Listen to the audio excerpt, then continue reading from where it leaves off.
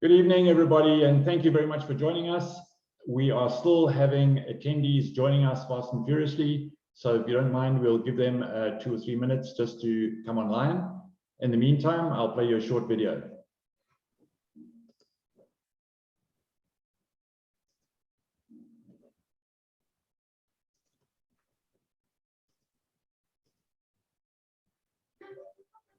Over the last 2 centuries, it is estimated that 90% of the world's millionaires have been created by investing in real estate.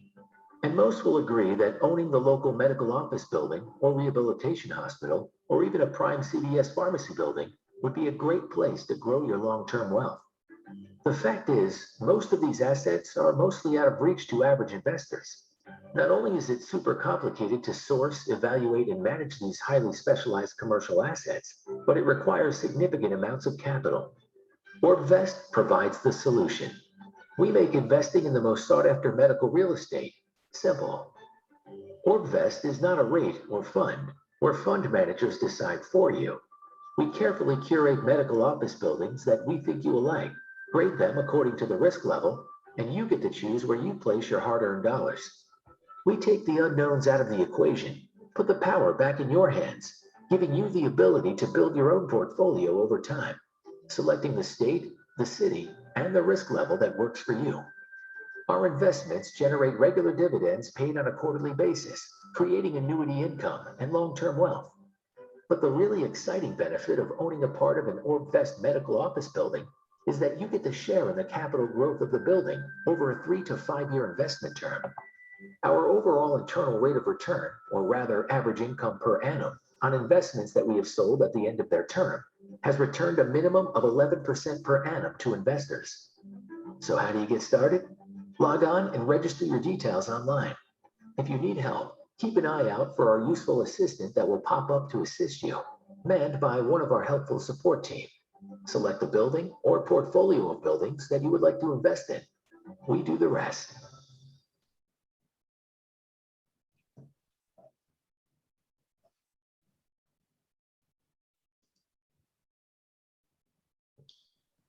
Good evening again. We have a very good turnout of, shall I close that? Very good turnout of attendees here tonight, and I'd like to welcome you all here again, formally. We have also a great amount of new investors that have joined us tonight that have come predominantly from East Coast Radio and the promotion that they've done over the course of the last 2 days. So thank you for you. For those of you who are existing investors, if you'd like to get a cup of coffee, we'll just take the new investors through some of our investment strategy and plan. And so let's get on with it. I'm pleased to introduce our CEO sitting in New York, in Manhattan, Martin Freeman. And of course, Martin, welcome. Thank you, Justin, and thank you to all our prospective investors from around the world.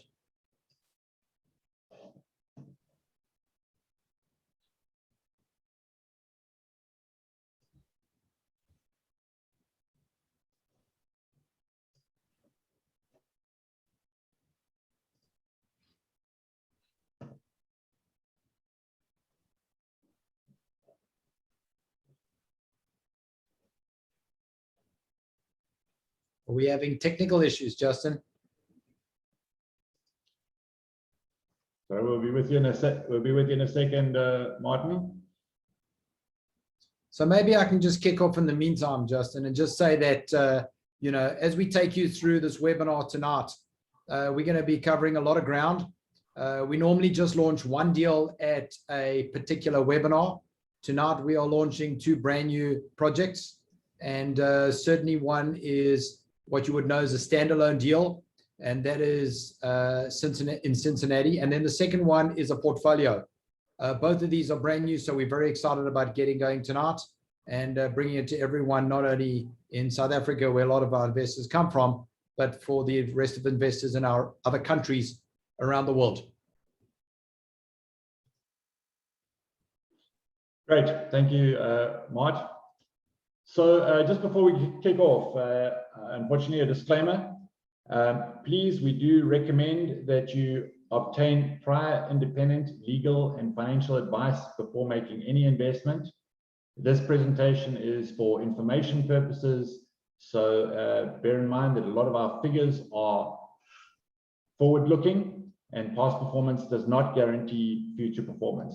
Also, just to note, OrbVest South Africa operates as a registered financial service provider in South Africa. So just to kick off, what is OrbVest and what do we offer our investors?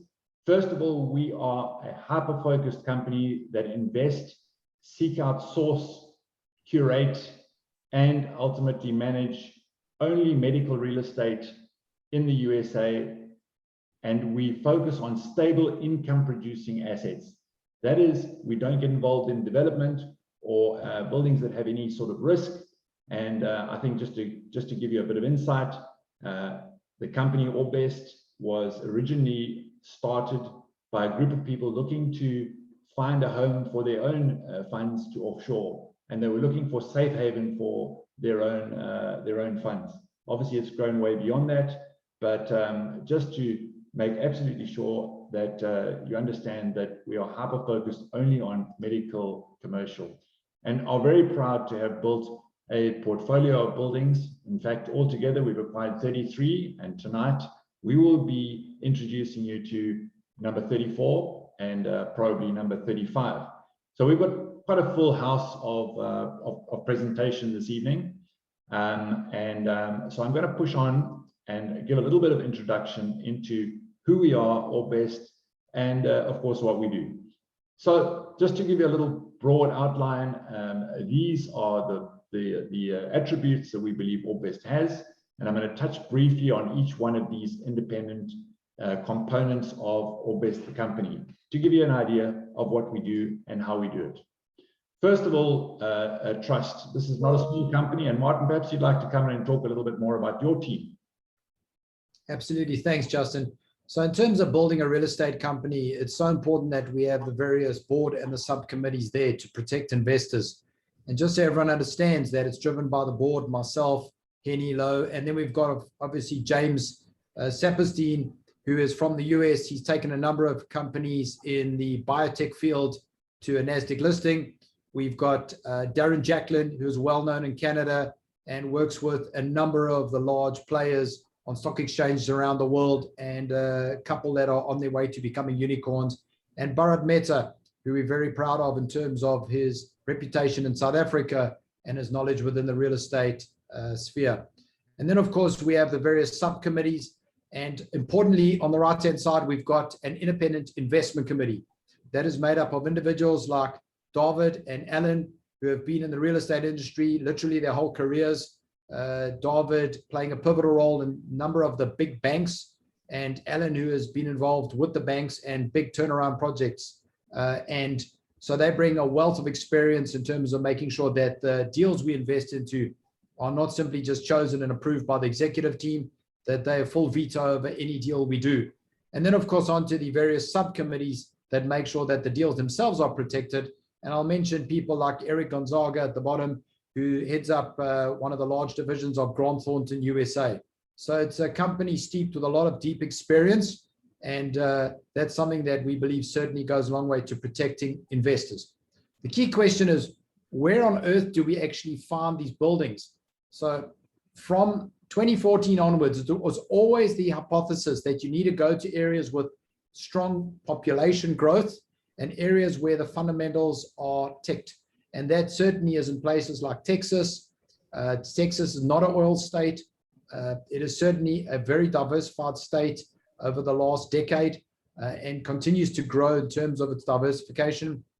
You've got Atlanta, Georgia. You've got places like Arizona.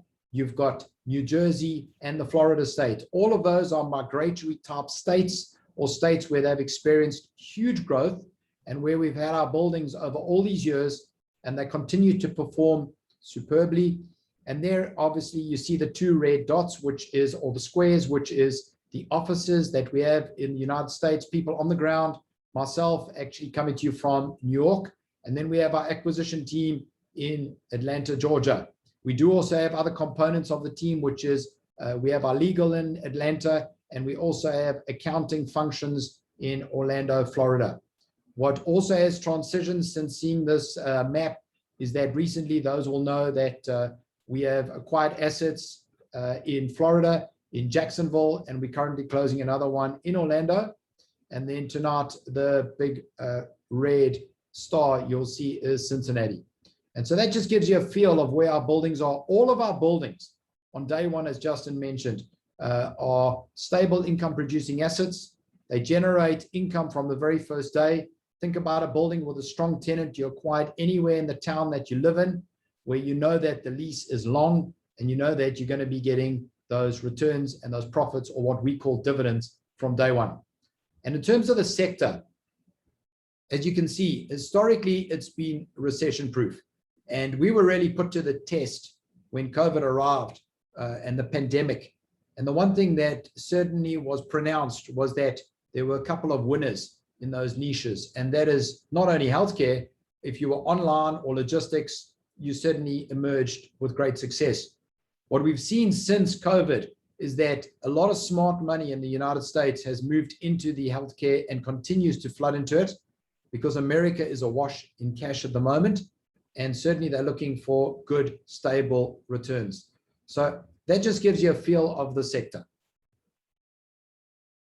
I'm going to now hand over to Justin, who will talk further about the actual niche and why medical. But as a precursor to it, we always like to give the introduction and say, think about your healthcare practitioner in your town or city.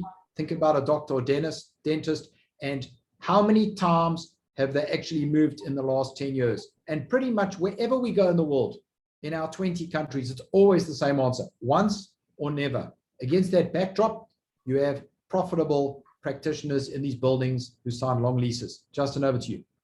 Yeah, thanks, Mark. You know, there's even more to it than that for those of you on the call. You know, if you just think about the South African situation, and most of us today, looking at the participants on the call today, are from South Africa. So let's take a bit of a South African angle. If you look at the South African situation, I think the majority of people on this call will have private healthcare, and that is quite different from most countries in the world. Whereas in the US, 80% of the population are covered by some form of medical insurance, similar to what we have here in South Africa. And that means that, like here locally, if you get medical treatment, you are most likely going to go to a private practitioner. So I think that makes the market extremely liquid. It means there are many, many buildings. In fact, in our category, which is medical office buildings, they're in the region of 37,000 medical office buildings in America. And we specifically don't talk about hospitals. That is a different category. And I'll tell you why we don't invest specifically in hospitals.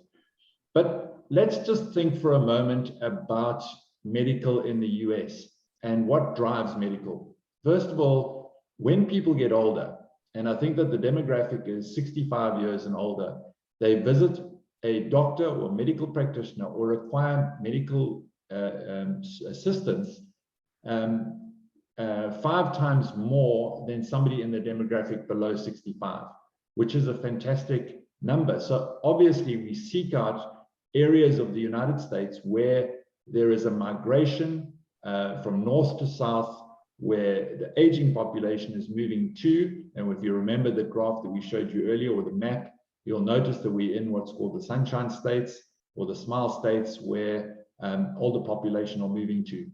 So, but apart from that, the demographic in the United States is getting older. And if you look at this graph, it's fascinating, because by 2050, there'll be over 80 million people in the United States over 65. So I think what we're trying to say is that expenditure on medical, no matter what government comes in, is going to increase. So you have a tidal wave behind you, and have the opportunity of even potentially making a mistake with a building and having demand grow up behind you. That's quite different from retail and many other types of commercial real estate that have been the darlings of real estate for the last few years. And this is also fascinating. if you think about the way that technology has changed the way that you receive medical services, you would go in, for example, to deliver birth, you would be in hospital for 4 or 5 days. Now you're out, you may not even have a night overnight in the hospital. And of course, the technology, if you go in for a orthopedic operation, you can be released in the same day or at least overnight. So I think that the trend globally and specifically in America is that the amount of outpatients versus inpatients is changing dramatically. So inpatients is the ones that go into the hospital, and you can see that the amount of bed nights or inpatients is dropping off dramatically, whereas the amount of patients going to a medical office building, or the outpatients, are obviously increasing in an organic manner. And I think that also bodes well as people move out of these big hospital systems into a more specialized and focused and patient-centric type of service system. So that's it. I think this is best shown by this graph. And you can see this represents the rate per square foot that doctors or medical practitioners have paid for medical office blocks across America. And I think this is a really fantastic graph if you look at how the rates have grown. In fact, even in COVID, they stayed the same. That means that rentals that happened over the COVID period happened at the same price that they had early on in the year. In fact, they actually grew from Q1 to Q2. So, you know, I think that really sums up the growing demand and the growing priority that doctors have for high quality, specialized medical office buildings. And bear in mind, it's very different for a specialized service provider. For example, someone who does imaging or radiology, as we know it now. That building is very specific, has a very expensive TI or build in order to put in that equipment. The equipment lasts for 25 years, and of course, you can't move it very easily once it's built into the building. So that tenant is pretty much a tenant for life. And I think, you know, probably worth saying, Martin, that, you know, we've got one of our buildings where our average lease term is sitting in the region of 16 years. So the average lease on these buildings is 16 years, which is quite phenomenal. Of course, this one I'm going to hand back to you, Martin, because you're very proud of the performance of the last few years. So you like to talk to this particular slide. Absolutely. And just before I go into the track record, you know, one of the things I want to mention, as Justin was talking through the issues, is what does our typical medical office building look like? So have in your mind a building, it's got 6 to 7 to 8, maybe more medical practitioners, and it functions as an ecosystem. So what happens is that when you go to a building in America and they need to refer you for x-rays or imaging or pediatrics, they all really refer each other within the building. So that's the reason why a lot of the smaller type medical practitioners want to be in these buildings, which is essentially an ecosystem, notwithstanding you get the larger players who want to be in a standalone building. So you can see on the screen what we generally try and achieve, which is a 7 to 8% cash dividend per annum. What that means is if you invest $10,000 or up to $100,000 for round figures, you got 8% cash dividend, could be $8,000, and you would then be earning $2,000 paid out per quarter. Bearing in mind, it's not an exact science because every building has its own performance. You know, it has income that all, you know, tenants pay on a monthly basis, and it has expenses, and then it has property taxes, etc. And so that is the cash dividend. On the right-hand side, you also see the capital gain we envisage, and that capital gain after 5 years together with the cash that you've earned during the project then gets you to a cumulative return of anywhere from 11 to 17% that we generally try and target. It has become more competitive. Rates are definitely reducing, but it is still more than acceptable to clients around the world. Thanks, Mart. And I think it's probably important just to share with people online today, certainly the new ones, that our investment is for a 5-year period. And so how it works is you invest, you earn a dividend over the period of the 5 years. At the end of the 5-year period, we are mandated to sell the building. On sale of the building, we take the capital gain, and then we pay that over to you.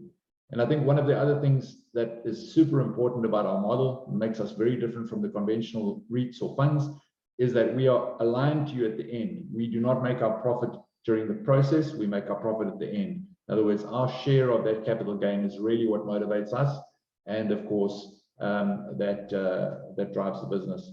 So that's very important to note. And then it kind of leads us on to returns in the USA. And I think the first very important thing to consider is that you can pay in high risk assets. You can make investment in the stock market and probably do very, very well, as you can do with cryptocurrency and other sort of high risk investments.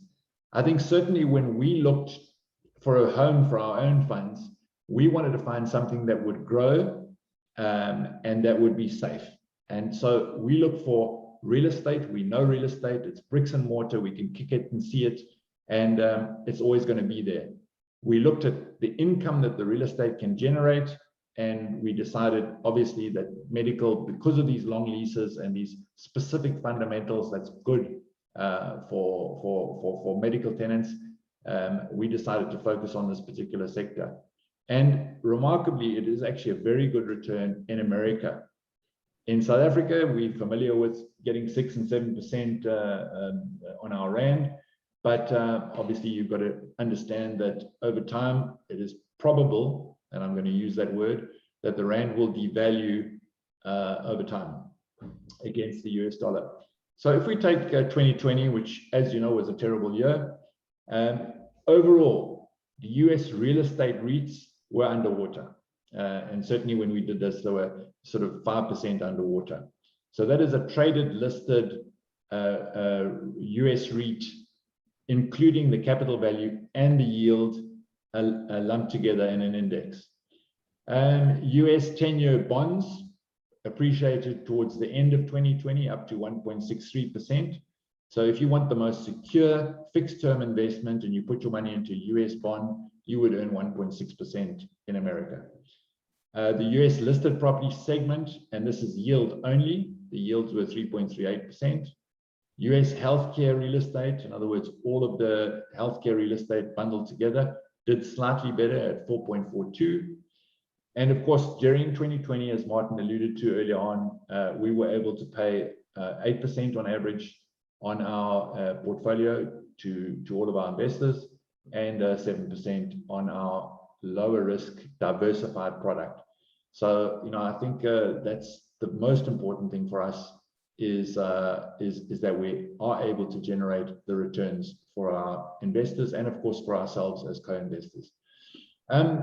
The other important thing is that what happens at the end of the 5-year period when we sell these buildings, the first buildings that we've done, that we've exited, there have been 3 exits that included 10 buildings overall, and each one of them was over 11%, what's called IRR. But to put that simply, it's 11% per annum. So 11% per annum, our investors earned, that invested 6 years ago.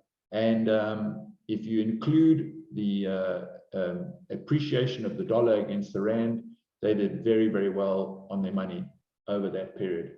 And I think that's really what we're all about.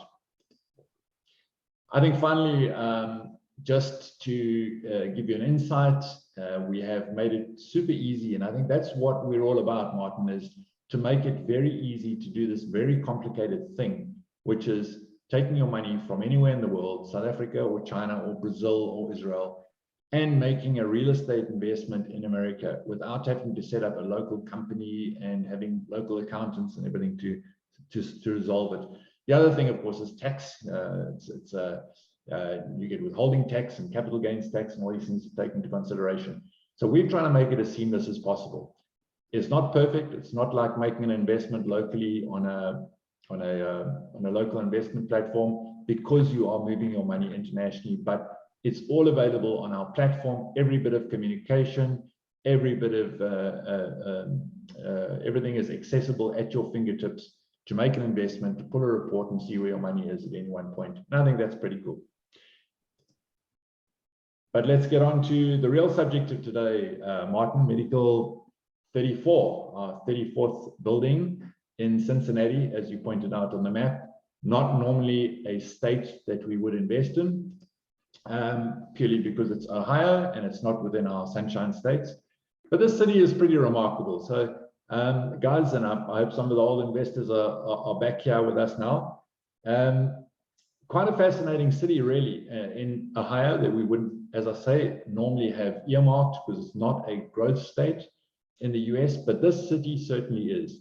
To start off with, it's got 8 Fortune 500 headquarters in Cincinnati, and you can see from this image that it's certainly a beautiful city. It is the fastest growing economy in the entire Midwest of the US. It's got 11 US biohealth venture capital funded. It's #1 for venture capital, sorry, for biohealth investments in the US. And it is the largest MSA or city in Ohio. It's got 150 colleges and universities. And as you know, that's very important for the growth of industry and business. People that attend college in Cincinnati tend to want to stay there because that's where their networks are. And of course, a nice population of 2.1 million people. So from a city point of view, a very exciting city and certainly a growing city, even though it's in the state of Ohio. And then the portfolio, to get into a little bit of information. So what do? We acquire these buildings on behalf of investors. We close on the buildings and ultimately we offer them to you for your investment. This portfolio is made up of 2 buildings, Kenwood Crossing, which is in a very key area of Cincinnati. It's the healthcare corridor, as we call it. And the second building, and you can see they're both magnificent, very well maintained modern buildings, is in Red Bank Village, also in that same healthcare corridor. And just while I'm on this image, note this name here, DeVita Dialysis, because this speaks to the quality of the tenants. To give you a summary, the 2 buildings together, they are within this very important proximity or medical corridor, as they call it. And both of these medical buildings are very close, if not directly across the road, to 2 big hospital systems, the Jewish Hospital and the Christ Hospital. It's 67,000 square feet. For those of you in meters, that's about 6,700 square meters. And the killer thing here is these buildings are 95% leased, which means that they can generate a profit, which we collect and then distribute directly to you. The forecast returns on these buildings, 8% per annum. And bear in mind, we pay that out every single quarter. So that would work out to 2% per quarter that we pay to you, and we keep it for you offshore in a trading account that you have access to. At the end of the period, we will sell the building and we will generate a gross return of 12%. And that is what is called an internal rate of return, or an IRR. So I think that's all that's important really on this slide, apart from the fact that the funding that we are going to raise for this building is $6.3 million. And that's it. So what is different once again with OrbVest, a fund or a REIT, is that we are able to show you all the information about the building so you can make your own decision. And I think this is really important because you get an understanding of what risks you're taking when you're moving into this particular type of investment. So for the entire portfolio, there's only one space of 3,356 square foot, which is around about, what's that, 350 square meters, a tiny little space, 9.1% of the buildings, that is vacant. We have budgeted to fill that space within 2 years. And just to put it in perspective, we also allow for a 5% vacancy. So even if we don't fill it, it falls within our vacancy. If we fill it, it certainly enhances our returns. So look at the tenants and the type of tenants that we've got here. So this building here, the Kenwood building, which is diagonally across from a hospital group, is the biggest tenant's 11,000 odd square meters, and it's a dialysis center. And as I mentioned with the other one, dialysis means that clients have to go in 3 times a week to have their dialysis treatment. And once that practice is there, it's just not moving out. And that is one of the ones that actually the lease rollover is earlier, but we will make sure that that they're happy in the building and they stay. But all of these, you can see rehabilitation. Rehabilitation can't go online. It absolutely is a rock solid category of medical that we really, really like. So that's the Kenwood building. And then, of course, the Red Bank building, what's important to note here is there are some, in fact, 40% of the building that are non-medical tenants. And the view that we take with non-medical tenants is quite simply, are the tenants credit tenants? Are they good tenants? And the answer here is yes. And then the second thing that we say is that ultimately, if we want to take this building from 60% upwards medical, are we in a position to get more medical tenants? And the answer is yes, because of the location. And of course, we have a few small little ones, this auto insurance of a unit 120 or 200 square meters. That would be a perfect spot to get rid of them and move a doctor in there. So not particularly concerned about the aspect, the commercial aspect of that Red Bank building, because we believe we can fill it. Justin, before we move on, I just want to mention over here, so what really just separates us from other players is we make it not only very simple to invest into these kind of buildings, but remember, each building is ring fenced. So what happens is we set up separate structures where the money goes in from our broker dealer if someone's investing in America, and from our Seychelles structure if somebody's investing in the rest of the world. It comes in via single payment into various entities that then flow through and purchase the building. So you are a direct investor and owner in that building. So it's like any other building you would buy anywhere else. You put your money in, you get a pro rata percentage in that building. And when dividends are then generated and profits, you then get paid out your pro rata percentage. Clean and simple, very transparent. And what you'll find is all the information is disclosed up front. That's what makes it so simple to actually get into these kind of real estate assets and build a portfolio in the US. Mart, I was going to run to the end before we do any Q&A, but we've had a few questions pop up and some of them are relevant to what we're talking about right now. So for those of you who are new to webinars, please post your Q&A. You'll see at the bottom of your screen, pop your question in there and we'd love to answer them. So I won't mention your name, but it's great that you do just put your name up there. I'll just mention your first name. Question from Lynn. Martin, I'm going to give this one to you. Does the annual dividend stay the same for the 5-year period, or does it go up each year with inflation? So great question. So the first thing is that there is this disbelief that there is any kind of inflation in America. America absolutely has inflation. And in fact, all our buildings and our leases have between a 2 to 3% escalation in it. So Lynn, you're absolutely correct. What happens is over time with inflation, your net operating income and your rentals increase over time. So generally what you'll see is an increase in the income and the dividends over those 5 years. The only caveat being that sometimes in the first year we might get on our debt what's called interest only, and that's what sometimes banks allow. And so you might find your dividends being slightly higher in the first year and then it tapers down to a normalized level. But to answer it directly, yes, it increases over time as the rent increases and the value of the building increases. So let me just take you through this. So you can see the purchase price is approximately $12.8 million. There are all the expenses that are fully disclosed. The TI Justin spoke about is what's a tenant installation allowance. That is purely an allowance. It means it's part of your facility. If we don't use it, we don't use it. But what happens is that as leases roll over, as you have to then renew a lease, there are certain fundamentals like anywhere in the world. You need to give the tenant some kind of money to repaint their walls, or if it's a vacant space, to kit out their space. We also then have structuring costs, you'll see over there, which is for our structures around the world. That's for the entire 5 years. It includes audit, accounting, distributions, back office, etc. And that gives you a total price of approximately $14.6 million.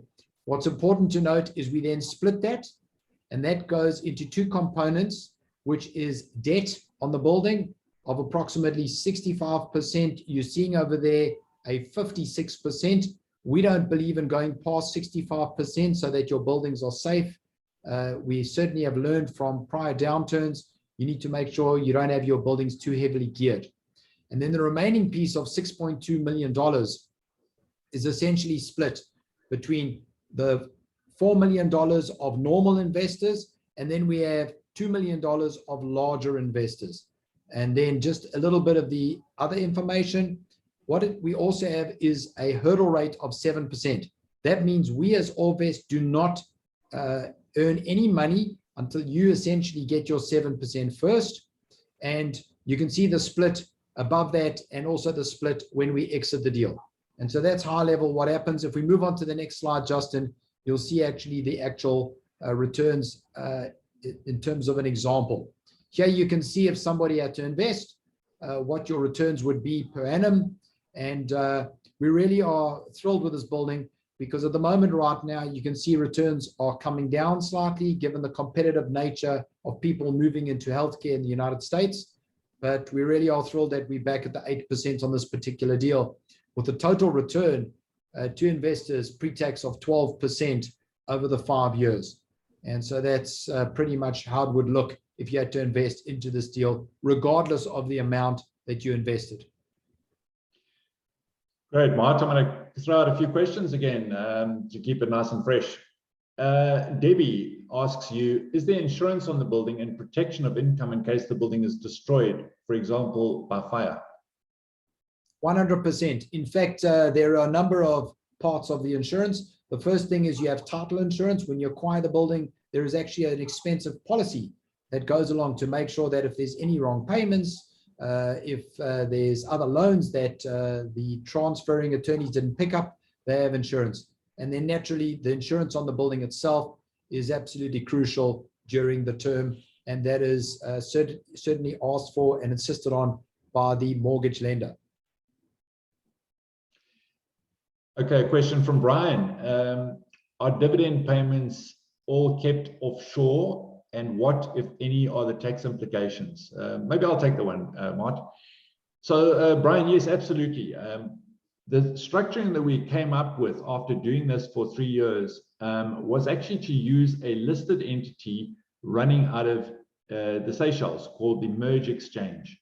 And so what we do is you have to use a broker-dealer, and we effectively make the acquisition from the Merge Exchange into the building in America. So you actually buy a listed security in the Seychelles on the Merge Exchange, and you have a trading account, which we call a wallet, which is completely integrated into our platform.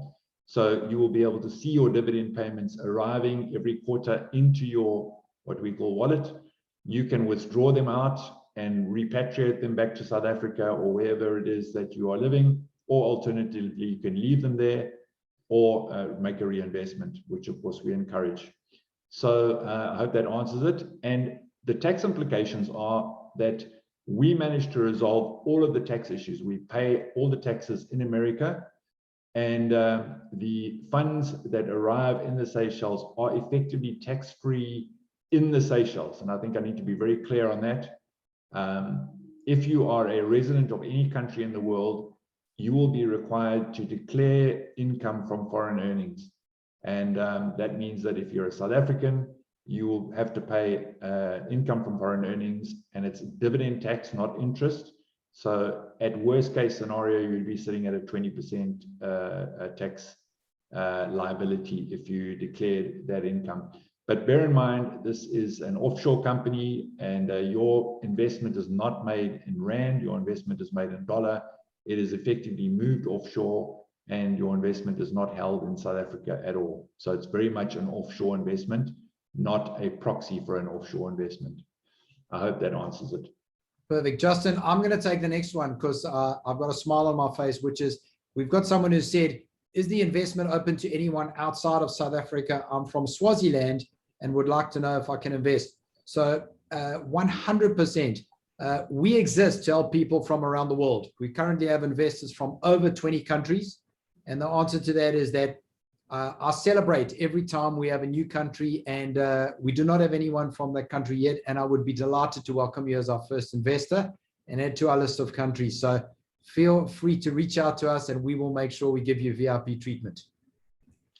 Actually, Justin, in the interest of time, if we could just move on to the next slides on triple net. So I'm very proud to launch tonight what we're calling our OrbVest triple net portfolio. And we've been working on this literally going on almost a year now.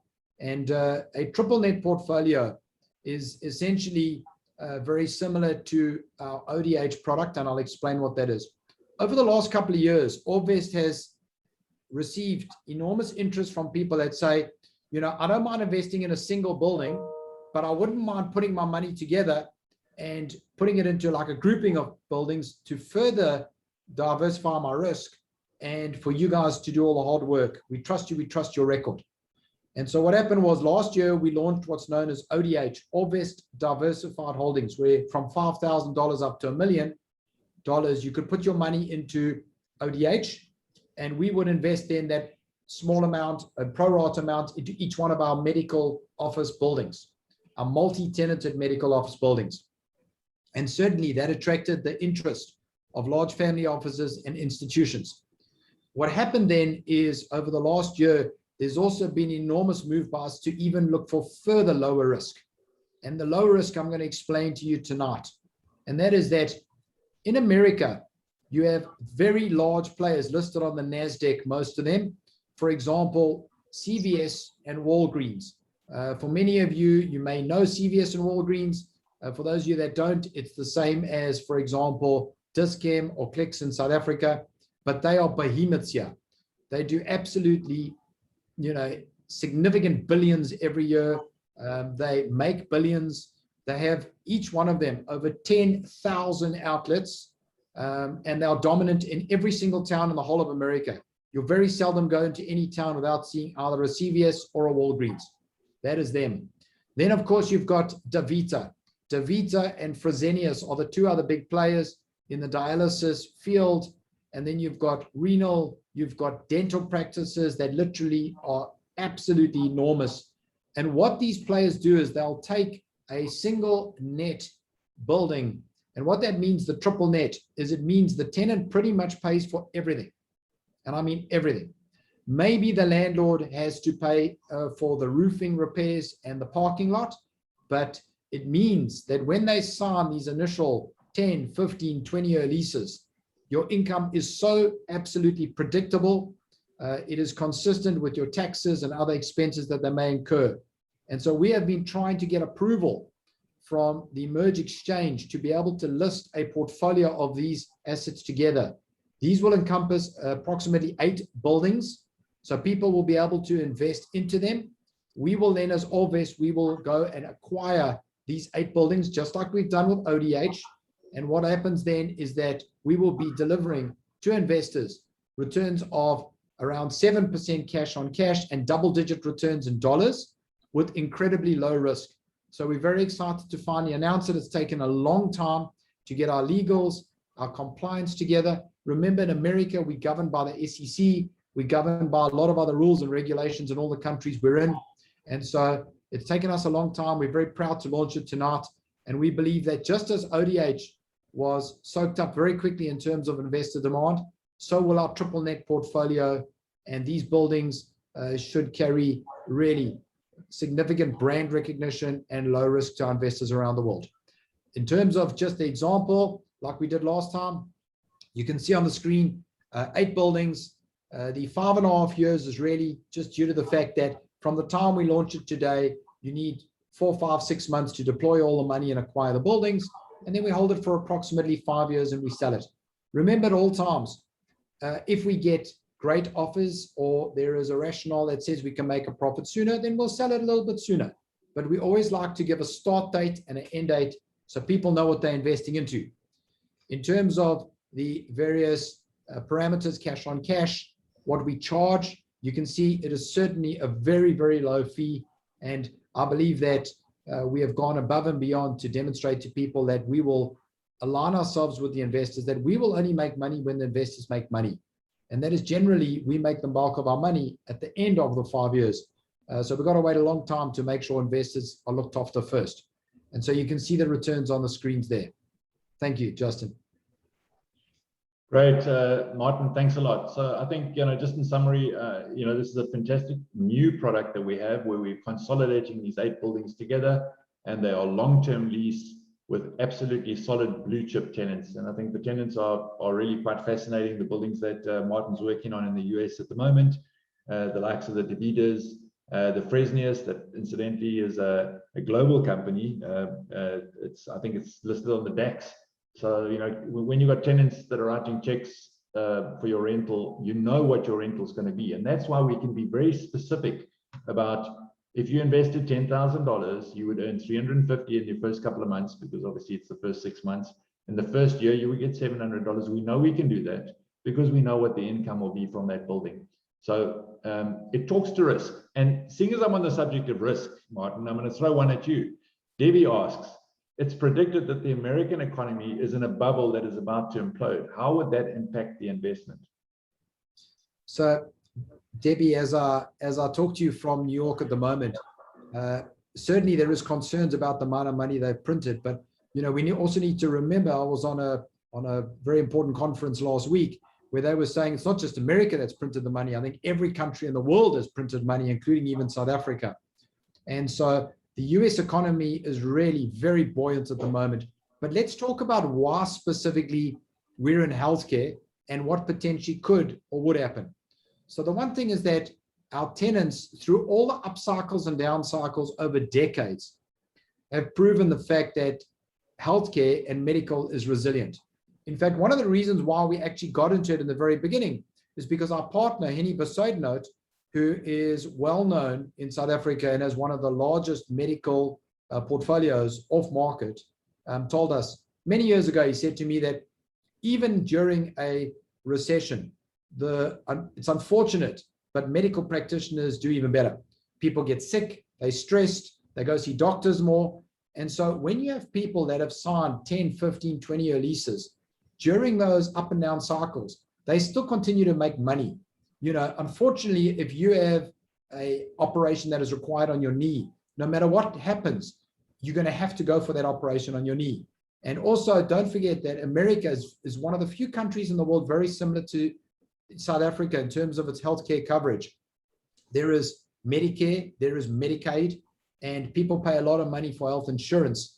So regardless of what's happening in the economy, as long as your tenants are able to continue to work and actually generate profit, they will continue to pay rent. That's the reason we're in healthcare. And what happened and what we saw during COVID is that whilst everything else closed down, in fact, most of the medical buildings stayed open, because in fact, the only buildings that were open were the hospitals, and they didn't want anyone going there. So they referred everyone to our buildings where, of course, they thrived during the period. There were a couple of tenants who asked for rent abatement, meaning they simply said, would you mind if I defer some of my rent for 2 or 3 months and I'll make it up, which they did. And there were, of course, the smaller practices that might have struggled, a one-person practice. But even those one person or two people practices relative to a 40,000 square foot building don't really impact your dividends. So I hope I've answered that. The only caveat to this whole discussion is America and interest rates here and around the world. So interest rates are potentially predicted to increase. On OrbVest deals, we do not take risk. Even if we pay a little bit more, we lock in the interest rates up front for the full 5, 7, or 10-year period, even though potentially others may take a more aggressive stance.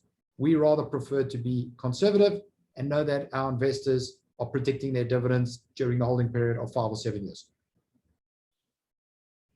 Thank you very much, Martin. We're actually running short of questions, so please pop your question in there quickly if we can answer it for you. Thank goodness. Saved by the bell, Martin. By the way, we do like to go only 45 minutes. We're just over that. But Egbert, I see that inflation in the USA is on the increase. How will that impact the investment over time? Are we at risk that inflation will reduce the effective return on investment? So there's been a lot of debate recently about it. The one thing that is causing huge concern in America right now is, in fact, new buildings. It's not the existing buildings. It's because the construction costs are going up and inflation is pushing those up even more. And as they push them up even more, what's happening is that they're having to charge new tenants much more rental. And so we are actually seeing a strong amount of leasing activity in our buildings because people are coming to us. What we've debated over time with a number of the large players in America is, will it have an impact? Certainly at this point, it is not meaningful at all, and we don't believe it's going to have an impact. And one of the things that we got to realize in the US is when the Fed says they're going to increase interest rates from next year, potentially, they're talking about 1/4 of a point. So interest rates here are very different to South Africa. Remember, I'm a Durbanite. I understand all too well high interest rates in South Africa. So to answer your question in full summary is that we really are very comfortable that our investments are in a very strong position. And in fact, if we want to get technical, cap rates on the buildings are coming down. What that means in essence is the lower the cap rate, the more expensive the building. And as more and more money is coming to the sector, what we're seeing is, even at the moment right now, it is confidential and we can't disclose it, but some of the larger players are actually approaching us and asking us if we'd like to sell some of our other buildings, which obviously will generate a nice profit because they see certainly compression coming into the industry going forward. Thanks, Egbert. That was a great question. And, I think the other one that, I don't know if you did answer there, Mark, but was that we fix our interest rates on the building. So if you consider you've got a fixed interest rate, you have inflation, even if inflation was runaway, what that would mean is that when your leases come up for renewal, you can escalate your rental faster than it would normally escalate. So with fixed cost of capital and escalating income, obviously it can actually work out in your favor. But once again, Egbert, this is not the stock market, so these are very long-term, solid, train investments. We are absolutely at 52 minutes, so we are a little over our normal allotted time. I would just like to end by thanking all of you, especially East Coast Radio and the clients that came from the various interviews there today and yesterday. Very good of you to join us all. If you would like more information about OrbVest or our products, we have people right here in KZN, even though the telephone number I'm going to give you is actually from our Cape Town office. It's 021-948-2130. Otherwise, you can just go onto our website, orbvest.com, and drop us a message. Or if you really feel like sending an email, support@orbvest.com. And we love to chat to you, give you any information you like. And of course, we have, as I say, we are an authorized financial services provider in South Africa. So our consultants are sufficiently trained to give you the right advice. Martin, thank you for joining us from New York. Justin, thank you. And just before we end off, I just want to say the following is that, it is such a privilege to be able to bring these kind of assets to everyone. And Justin and I always like to say that we were as skeptical as anyone when we started off, whether you could actually generate these kind of returns. It's now going on, in the next couple of months, going to be going on 8 years that we've been consistently generating these kind of returns. It's another 2 great deals and propositions that we bring into investors tonight, and we look forward to seeing you move forward with your investments. It really is that easy. Thank you very much. Good night.